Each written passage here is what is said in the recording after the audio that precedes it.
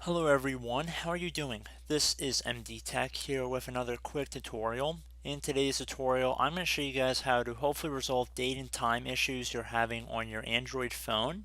So this should hopefully be a pretty easy and straightforward tutorial for you guys to follow. And without further ado, let's jump right into it. And we're going to start by opening up our settings menu on our phone.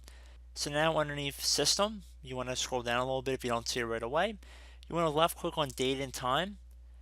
And now I would first try and recommend and see if automatic date and time is enabled. So if it's turned off like this, I'd recommend trying to turn it on and seeing if your date and time is corrected. If it's not corrected, I'd recommend just turning it to the off position, and then where it says set date here, just left click inside that box and then set the correct date, and then you can select the correct time zone as well from this list. You can go ahead and try. So if you cannot automatically set it properly, I would recommend just setting it in manually here.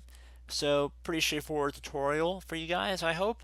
And I do hope I was able to help you guys resolve your issue. And as always, thank you for watching. And I look forward to catching you all in the next tutorial. Goodbye.